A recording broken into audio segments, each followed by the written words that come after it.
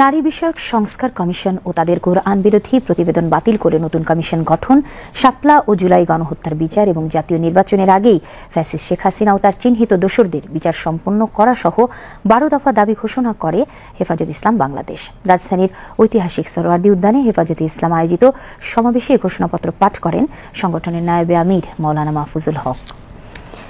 এর আগে সকালে হেফাজত ইসলামের আমির আল্লামা শাহ মুহিবুল্লাহ বাবুনগরীর সভাপতিত্বে সমাবেশ শুরু হয়। রিপোর্টে আরো জানাচ্ছেন শফিউল্লাহ সুমন। ফজরের নামাজের পর থেকেই বিভিন্ন এলাকা থেকে হাজার হাজার ধর্মপ্রাণ মুসলমান আসতে শুরু করেন ঐতিহাসিক সোহরাওয়ার্দী উদ্যানে। সকাল 9টায় হেফাজতে ইসলামের আমির আল্লামা শাহ মুহিবুল্লাহ বাবুনগরীর সভাপতিত্বে শুরু হয় মহাসমাবেশ। সমাবেশে সংগঠনটির বিভিন্ন পর্যায়ের নেতাকর্মীদের পাশাপাশি বক্তব্য রাখেন শীর্ষ ওলামা মাশায়েখ ও ইসলামী চিন্তাবিদগণ। কোরআন বিরোধী যে কোনো কার্যক্রমের বিরুদ্ধে সোচ্চার থাকার আহ্বান জানান তারা। রক্ত দিয়ে স্বাধীনতা এনেছি, প্রয়োজনে রক্ত দিয়ে সেই স্বাধীনতা আমরা রক্ষা করবো ইনশাআল্লাহ।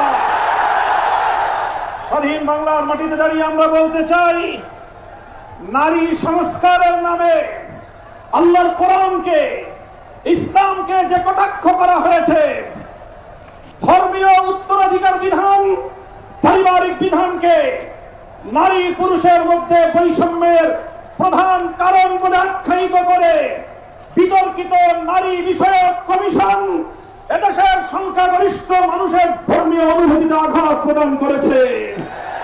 ধর্মীয় অনুভূতিতে আঘাত প্রদান করবার অপরাধে তাদের বিরুদ্ধে আমরা রাষ্ট্রের শাস্তিমূলক ব্যবস্থা দেখতে চাই। মহাসমাবেশ থেকে নারী বিষয়ক সংস্কার কমিশনের প্রতিবেদন বাতিল করে নতুন কমিশন গঠন, জাতীয় নির্বাচনের আগেই শাপলা ও জুলাই হত্যাকাণ্ডের বিচার সম্পন্ন করা, কাদিয়ানীদের রাষ্ট্রীয়ভাবে অমুসলিম ঘোষণা করা সহ 12টি দাবি তুলে ধরা হয়।